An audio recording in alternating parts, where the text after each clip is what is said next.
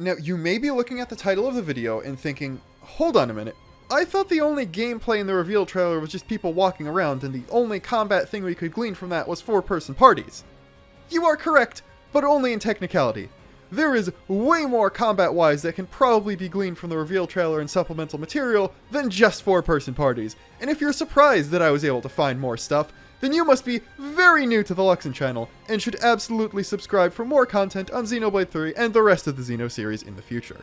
The cool thing about this video in particular, though, is I don't actually have to spoil the plots of any Xeno games to properly explain what I'm talking about here for once. So, you don't really need to have beaten any previous Xenoblade game for this, but, I mean, I'm going to be talking about combat in relation to previous games, so I think you should at least know how they play. I will need to touch on one specific lore thing from Xenogears and one from both Gears and Saga, but in a context that does not have any plot spoilers for those games whatsoever. You may be able to infer Xenoblade 1 and 2 plot spoilers from my discussion of how the world of Ionios is and knowing that it is a sequel to both of those games, but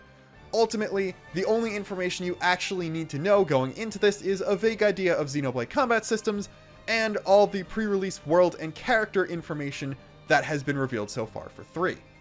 So when we're talking Xenoblade combat systems, ordinarily what I would just say is, oh, this is a new game, they're going to try something different, again, because that's what they've done every single game so far, but this is the first direct sequel in the series, barring Future Connected, which was just an expansion for Definitive Edition, so of course it played like one.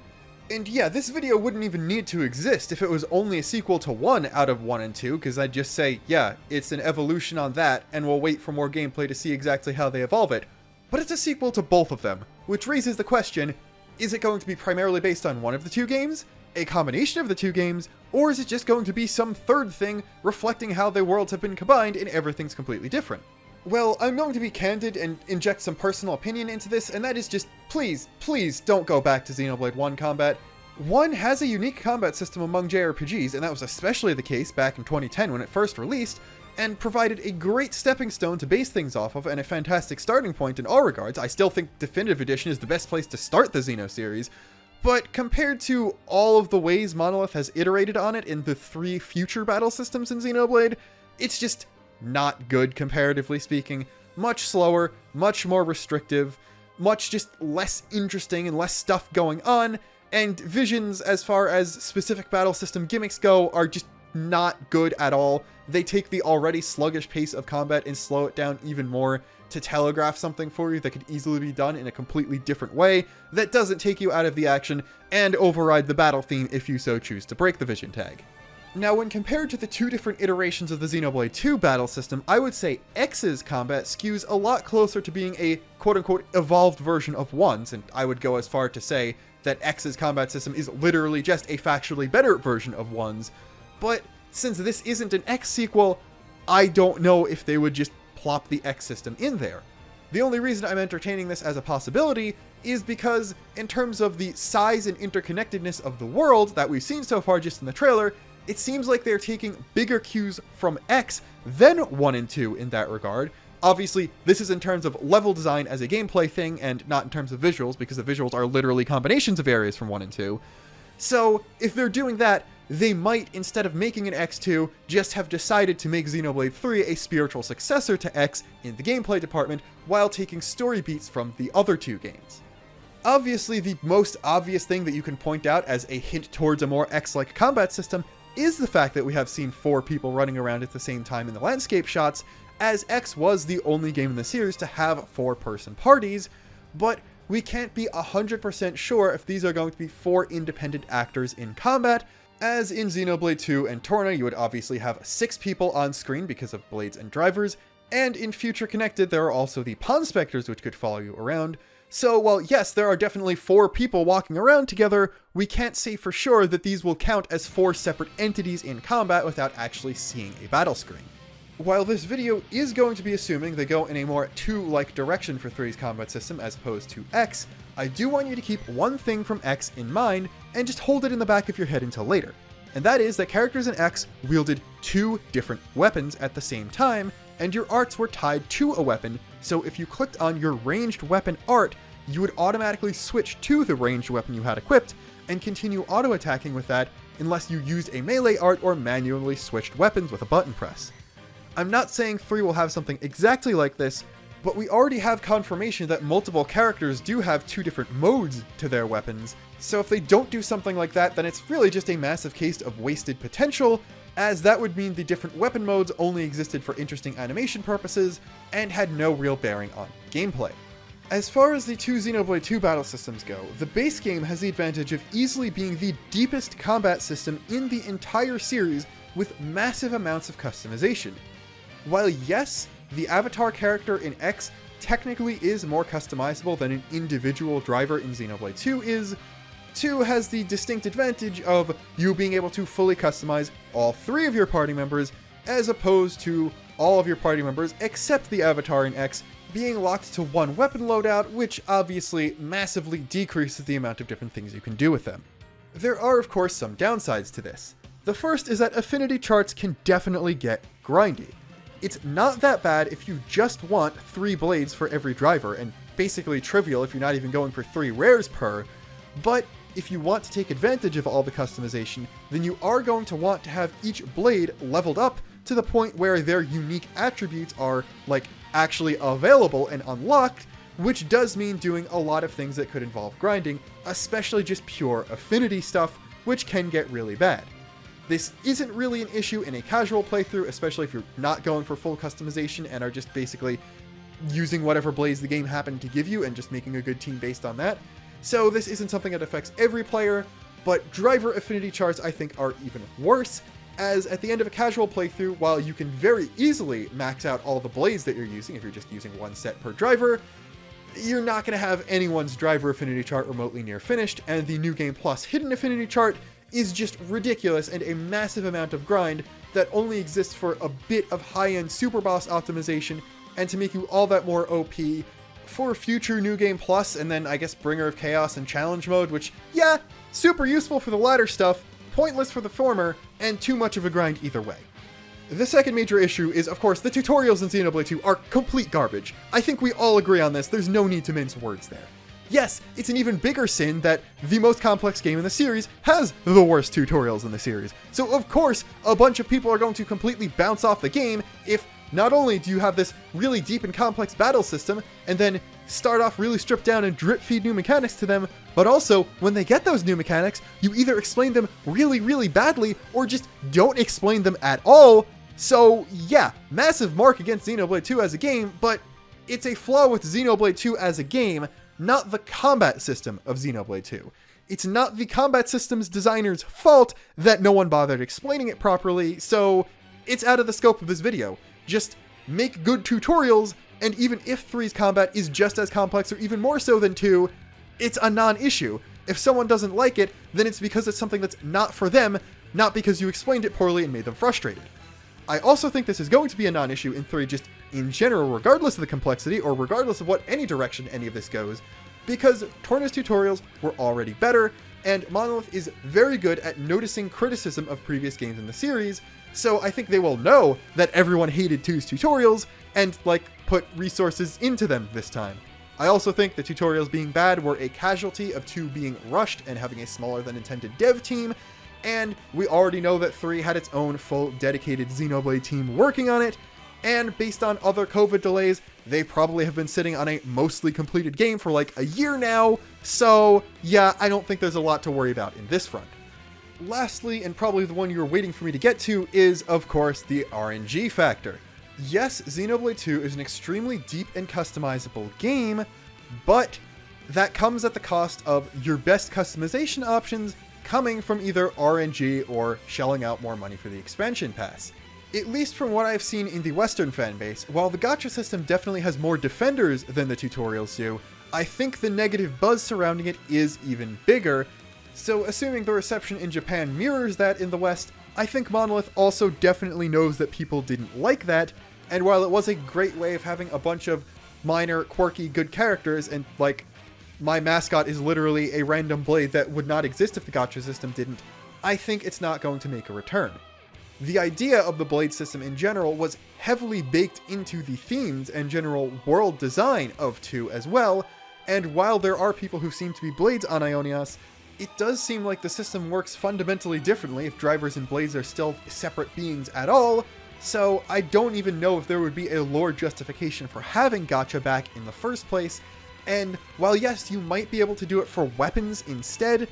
there are indications that Taion is heavily attached to his weapon, and I could not see him swapping it out, so I think weapon customization is going to be a lot closer to core chip changing, as opposed to swapping out the physical weapon like it was in 1 and X. The lack of gacha blades probably does mean a massive decrease in the amount of weapon types available to individual characters, which does take a lot out of customization. However, I do think that they will be able to input customization into other aspects of the characters, especially if they do a complete revamp of character-specific skills, since, well, I already complained about driver affinity charts, and I've gone on record multiple times to say that I really don't like Xenoblade 1's skill system either. So if they come up with a better version of that and being able to customize various attributes or swap between stat or skill loadouts, then I think it is still possible to do a massive amount of different things with characters while keeping the amount of different weapons they wield to a much smaller level. If we're sticking with 3 arts per weapon available at once like Xenoblade 2, or even 4 with the 4 face buttons instead of having one separate for specials, then a very easy thing to do would be to take a hint from 1 and X and have more than 4 arts available per weapon, and just be able to mix and match more of those as opposed to basically just choosing which one to exclude in 2, or no customization at all in Torna. Speaking of Torna, it does have its advantages and disadvantages compared to Base 2. I love all the new mechanics added, and while I think giving everyone Orb Master was a bit too far in terms of making chain attacks even more overpowered, I do like all the juggling, the swapping characters, the even bigger emphasis on rhythmic button presses and cancelling things, and the red health. That is all great. However, it is also the least deep combat system in the series. While yes, technically Future Connected does exist, and it is basically a stripped down 1 without chain attacks, it's also a lot closer to Base 1 than Torna is to Base 2, so I don't count it as separately as I do Torna. While Torna is very obviously a ROM hack of Base 2, it's one that gives you fewer tools, so it comes off as a much less deep experience. There is virtually no customization in the game. You get exactly the amount of party members in order to make a full party, so unless you're deliberately excluding 1 or 2 teams, you're going to have the exact same character loadout as everyone else. There is no art switching. Every character has the exact amount of arts to fill all of their art slots, so you're going to have the exact same art loadout as everyone else. The only things that you as a player can do unique are not unlocking affinity chart nodes, which just makes you factually weaker than someone who did, and changing around aux cores and driver equipment, which, when there's no other customization to be done, doesn't really affect that much, and the most you can really do is choose which elements you have in a chain attack, sort of, by altering what the driver has. I'm saying this all like it's a bad thing, and while yeah, it technically is in a vacuum, it's fine in the context of Torna. Torna is a 15 to 20 hour to 100%, not just beat the main story, expansion to a different game that wanted to mix up the battle system to be more experimental and unique from its parent. That's okay. This battle system doesn't get old and boring just in the 15 to 20 hours it takes to finish Torna. However, I have seen people suggest literally just taking the Torna battle system and implanting it into Xenoblade 3, and that would be a terrible idea, because a battle system, as comparatively less deep and complex, will get boring and stale by the end of an 80 to 100 hour game, even though it's perfect for a game the length of it's already in. So no, I don't want them to just transplant Torna, but I do want them to take as many aspects from it as possible. So since I haven't been down on what I think 3's battle system is going to be so far in this video, that must mean that I do think they're incorporating some Torna things into it. So what am I thinking about? Well, first I'm going to need to repeat a little bit of information that I talked about in my analysis videos, so if you've seen them before, just stand tight for a couple minutes and wait while I get around to what I think they're going for. Something that's mentioned twice in the trailer is the idea of a flame clock. It's referred to as just a clock at one point, but Mio does explicitly call it the flame clock and say it has to go in a scene of her and Noah fighting against this giant mech. On this giant mech, we can see this circular thing with a light filling up part of it, And if you look around at every single other mech and every single character weapon in the trailer, you can see that same circle, so I believe that that circle is the clock being referred to. The big plot theory has to do with those clocks tracking someone's remaining lifespan, but for the purposes of this video, what we need to look at is the fact that none of the clocks are more than half full at any point other than on the party's weapons in 2 specific scenes in the trailer and in their official art. In all of those cases, instead of just a complete light ring, the actual symbol on the clock has changed to be a snake eating its own tail, the Ouroboros. This is important because the character that's probably Melia later in the trailer says that Ouroboros abhor this world. And in other languages of the trailer, it's clear that Ouroboros is plural. I initially thought that Ouroboros was an organization seeking to stop the war between Agnes and Keves, but the other trailers indicate that Ouroboros is a plural thing, so probably a type of person or a type of entity, most likely someone who has an Ouroboros on their clock, which would mean the party. So the party become the Ouroboros and they abhor this world. What does that have to do with the battle system? Well, I think we can reasonably guess when the characters become Ouroboros, because there are several different scenes shown in the trailer. The first scene, the 2 different parties from the 2 different nations are fighting against each other as enemies in the war, where later on they change outfits into what they have on in their official art and are working together, as seen by them running around together in the overworld and a few different battle cutscenes. In the scene where they're fighting against each other, we can see that clocks are only half full at most,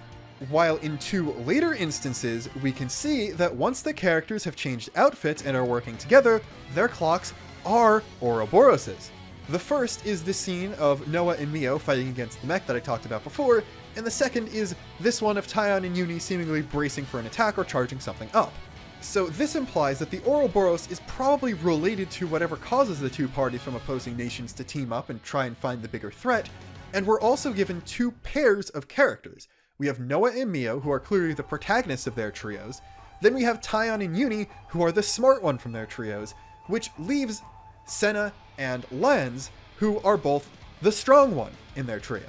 Adding on to this, Tyon and Uni are clearly the most quote-unquote magic-like in fighting style out of their trios, and while Noah and Mio seem to be different roles and fight a bit differently with massively different weapon types, they both seem to be fast and agile, so that puts their fighting styles closer together than anyone else. So we now have 3 pairs of characters, each one consisting of 1 person from Agnes, 1 person from Keves, 1 man, and 1 woman with similar fighting styles. My guess is that somehow people from different nations of opposite gender fighting together somehow unlocks the Ouroboros. Now I want to be very, very clear here. I'm not saying that the entire premise of the game is going to be everyone from different nations needs to pair off into their own heterosexual couple and that's how they get strong and can stop the war. I'm saying that's how the Ouroboros power is unlocked, not that that's how it's maintained or how combat is going to have to go. There is a theme in Xenogears and Xenosaga of the Animus and the Anima, a masculine and a feminine force that, while powerful in their own right, can be combined to do extraordinary things. And it's worth noting that in Saga, which name goes with the masculine one and which with the feminine one is actually flipped compared to Gears, so none of this is as rigid as I'm making it sound. And I think that even if they don't bring the actual terms or all the other lore stuff connected to it back in Xenoblade 3, I think they're going to allude to it in a certain way. In such a way that, however the Ouroboros power is unlocked, which is clearly something that makes the leaders of both nations feel threatened, it comes by either coming to understand or working together with someone fundamentally different from yourself, but also realizing that you are in fact similar. As such, we need pairs of people who are from enemy nations and are different genders from each other to unlock whatever this Ouroboros power is, but I don't think that your power is limited to linking with the person who you initially forged the Ouroboros with. I think that Ouroboroses can link with each other no matter what, as long as they've all awakened. This raises the question, if you've already awoken as an Ouroboros, what's even the point of linking up with someone you've already awoken? Well, I think this can be explained by a thematic element from Xenogears. The symbolism of 2 angels, 1 masculine and 1 feminine, each with only 1 wing. On their own, there's not a lot they can do, but working together there is no limit to how high they can soar. The deeper parts of the symbolism are obviously Xenogears specific and kind of spoilers, but I think a principle similar to this is how the Ouroboros work.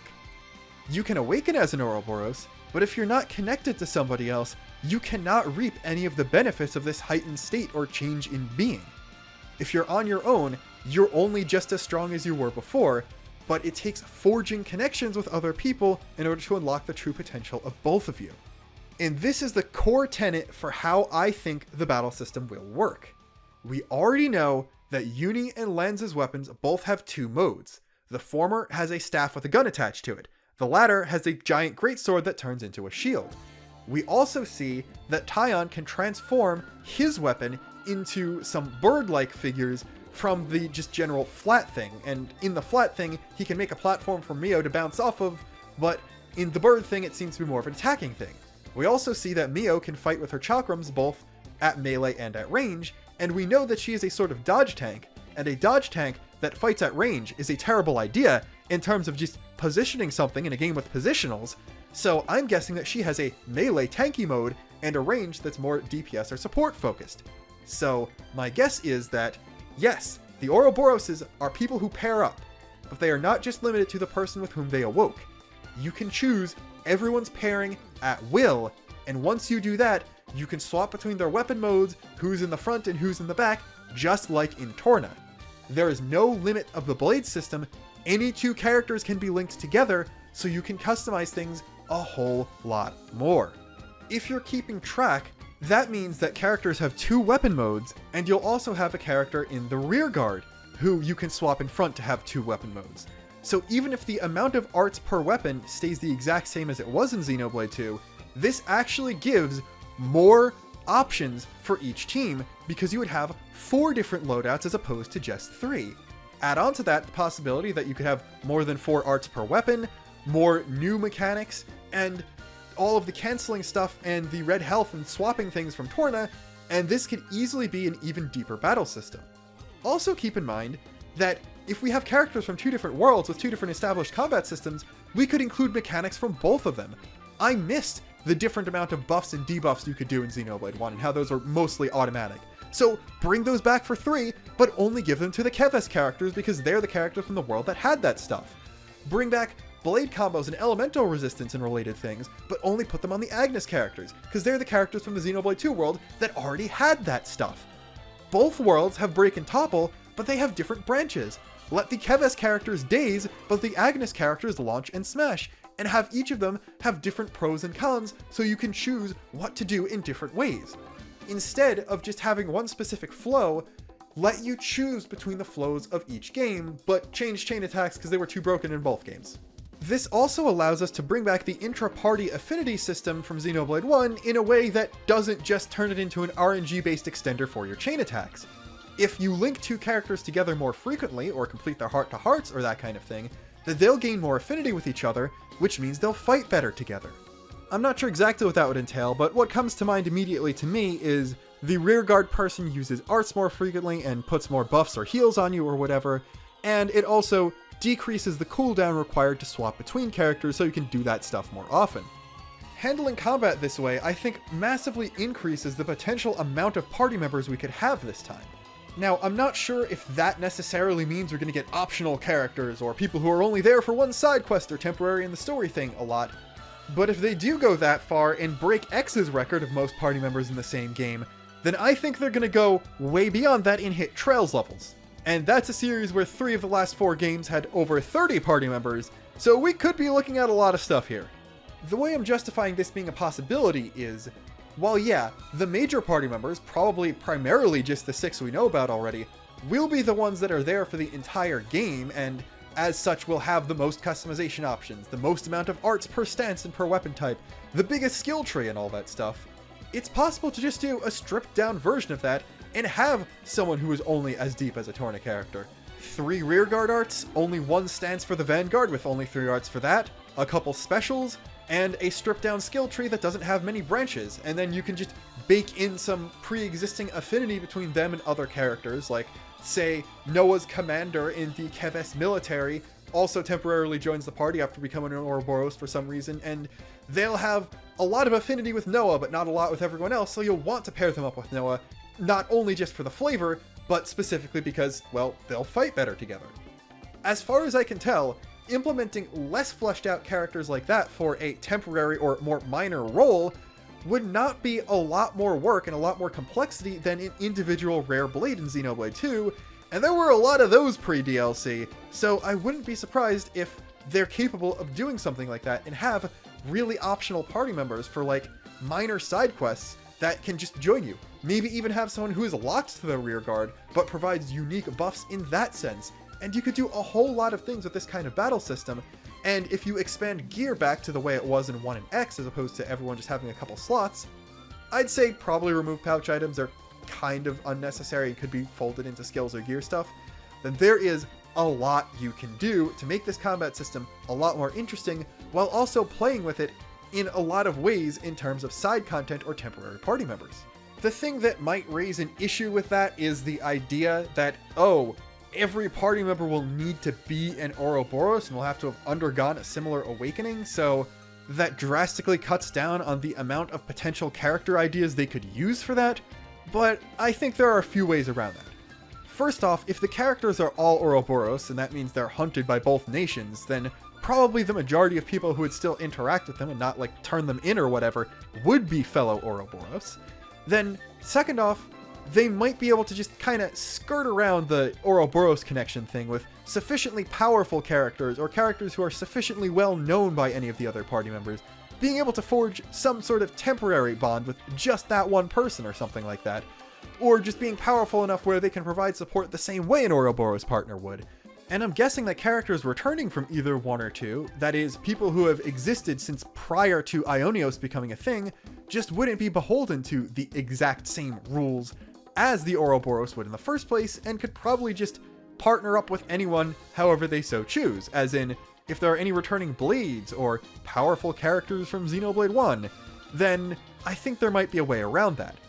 Both leaders of the nations may in fact become temporary party members at various points in the story, or even together, and I wouldn't be surprised if we either get them as a pair in some way, or they can pair up with other characters from their nation despite not being Ouroboros themselves. Just think about it. If the nation of Keves is primarily based on technology, and the Ouroboros only shows up in people's weapons, which all seem to be relatively high tech,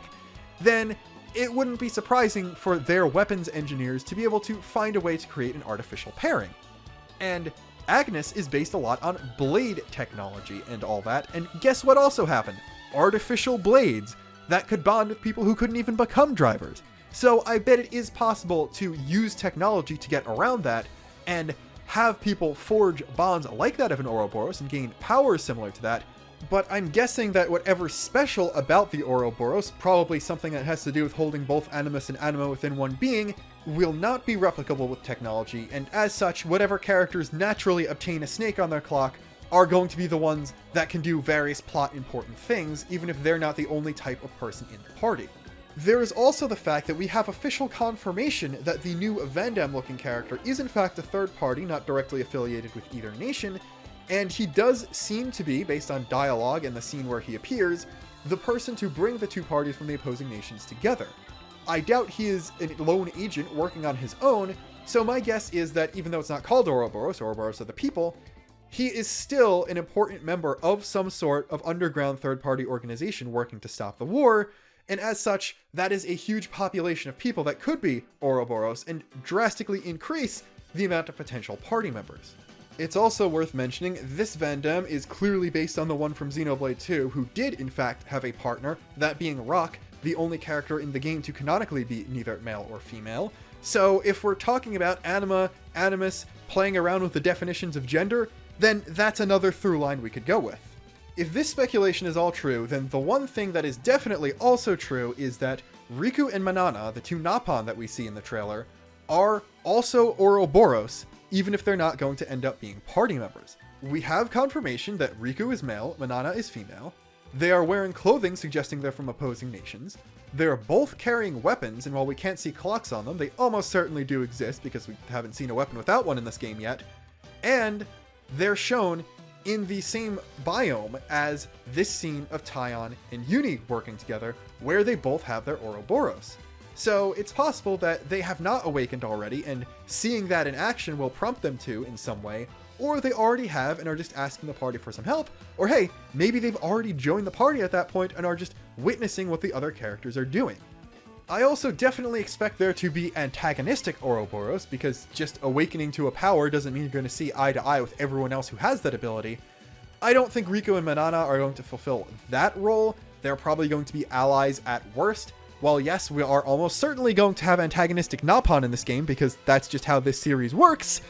the ones that look like Riku and Manana do usually aren't the kind to also be villainous. They also seem to be a bit younger than even the 18-year-old main party, and young Napon are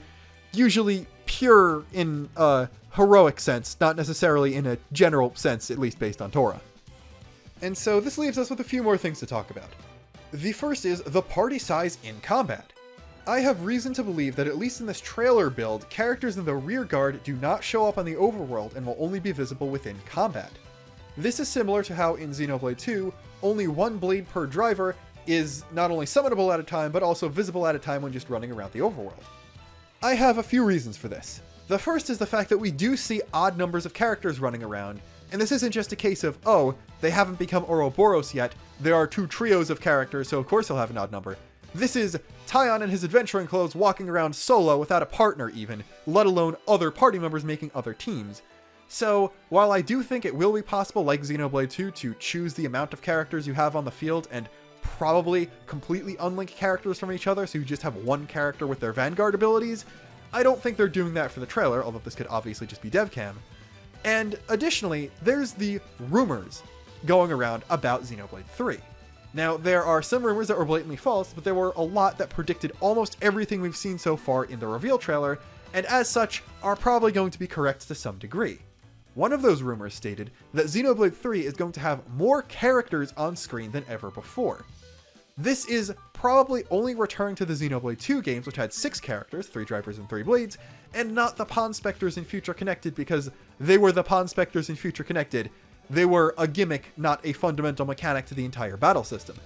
As such, we will need at least 7 characters on screen at a time, and we see 4 running around in the overworld. If these 4 people were all paired together, then that would in fact just be 2 pairs of 2. But if these were just the 4 Vanguard characters, and there were 4 Rearguard characters attached to them, then that would be 8 characters, which is more than 6. Now, we don't know how much more character models on screen they were going for. It could literally just be 7 instead of 6, or maybe they were counting the Pawn Spectres, and that's reason to believe there will be instances of more enemies on screen than before, or more ally characters who aren't directly part of the party or something like that. But I do think that we're going to go up to at least 8 characters, and that comes from having 4 pairs. Like I said, this is probably using dev footage and not tied to an individual point in the game's story, and I'm sure that they're going to allow us to customize the party composition to the degree Xenoblade 2 had, so having 4 characters on screen here does not necessarily mean there are 8 currently in the party to make 4 complete pairs. It is possible that it's just the 6 characters we know about already, and that we just have 2 pairs of 2 and 2 characters who are completely solo. I think that not having a full 8 characters to make 4 pairs every single point in the game makes for an interesting gameplay experience, because, say, in times where you just have 6, that raises the question. Do you want to make 3 pairs and have everyone using all their Ouroboros abilities? Because I'm sure that there are some ways where you can do things in tandem with your Ouroboros partner to do like special attacks or heal or shield each other or something like that, and having more characters but less people paired up would obviously limit you to just your Vanguard abilities. Or do you want 4 bodies on the field for maybe faster party gauge generation, or more reses, or maybe just more support output to buff up the characters who are paired? It's just more possibilities, and while I think limiting in the sense of making a simple combat system isn't necessarily good for a long game like Xenoblade 3 will be, I think limiting things in giving you some options, but not enough to make you completely OP all the time, is great, because it allows for more player experimentation and skill expression. Then there's the auto attack method. I know a lot of Xenoblade 1 fans are going to be mad at me for saying this, but I think that Xenoblade 2 making you have to stop to auto attack is better for the combat system. I could do with characters walking around faster when they're not mid-blade special, so they're not carrying a heavy weapon, but I think that being able to control when you are and when you aren't auto-attacking is just good for giving the player more options and stuff. And also, I feel like just having auto-attacks always come out makes it too easy to cancel arts and stuff, so you have to choose when to sit down and do your canceling to get the better boosted damage ratios and stuff, and when to just fire an art off because you need its effect for whatever's going on. I also think it's finally time to add a very specific button to the game. One that did not exist, but I wish it did ever since Xenoblade 1. I'm just gonna let this Ys 8 footage speak for itself.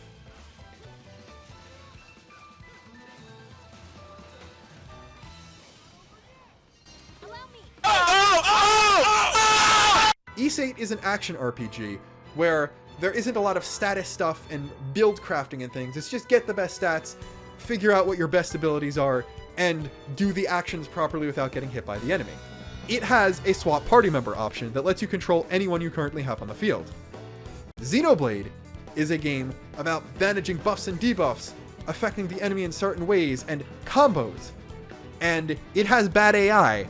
but not the ability to swap which character you're controlling mid-combat. I do think that they need to do it finally, and just let us have that many more options.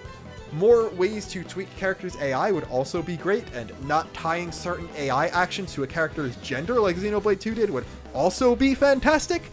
but I'm not holding my breath. I'm hoping for baby steps, and at the very least a swap character button would be a great addition. Maybe even, if they really want to have a lot of people on the field, you can have certain amount of characters, 4 pairs, that are able to be on the field at once, but you can actually swap a pair out with people in reserve, and they'll do a special ability, and the people leaving do a special ability, and you'll have 10 character models just for party members on screen at once. It's going to get cluttered eventually, especially if the resolution is going to suffer just as much as Xenoblade 2 did in handheld mode, but there are a lot of different possibilities and a lot of ways things could play out. Now, when I'm talking about character AI tweaks, I don't necessarily want FF12 gambits, because that can make the game play itself. I just want the ability to choose whether or not a character will do a certain thing or what abilities they prioritize. There's a limit to how many in-battle commands you can add without it being too ridiculous and too much to juggle. I think Xenoblade 1 had it fine with come to me and stop attacking, focus one enemy, do whatever you want, because, well, X had a whole mini menu of commands, and I don't think anyone ever used ones other than the 3 that were already in Xenoblade 1, and that's of course if they even bothered to outfit their other party members in the first place, given how much Cross ridiculously outclasses all of them. But I think out of battle it would be a good idea to do toggles or whatever, or just a general flowchart for how you want this character to play when you are not controlling them. Do you only want to rely on someone's rearguard arts? Okay, then have it so the person in the vanguard never switches. Do you want to only use one half of a branching combo, but you like the other effects that certain arts characters have that might do the branch you don't want? Make sure they never pursue that side of the combo so that you can always do one part of the combo, but whenever the other effect of that art is necessary, the character will do that one. They'll just avoid using it when it would cause the combo to progress in a way you don't want to. I mean, that kind of thing. Do you want your healer to not bother focusing on healing just because you have so much DPS from crit healing, and I don't know if they bring potions back, there's potion generating, stuff like that. I don't need the game to play itself, especially because I want the ability to have better control over my other party members by physically controlling my other party members. I just want a better way of determining what a character is going to do and not have to completely guess what their AI is up to. And then lastly, I want more single target heals and buffs like 1 and X had, as opposed to 2's everything only being an automatic blade art affecting the driver or just doing something for the entire party. I know that with the amount of buttons Xenoblade 2 had, it is kind of hard to also have to select a party member from the list, but I think 1 and X having things that could only apply to single targets just adds, again, a lot more options and a lot more different strategies you can think of relating to that stuff. So that's another thing I do want them to bring back from 1 and not just make it an entirely 2-based system. While I could talk a bit more about encounter design, and while I do hope that they make boss battles a bit more varied and have like unique mechanics and stuff that make you have to think more and not just press best buttons and exploit elemental weakness when necessary, I think I've gone on for enough, and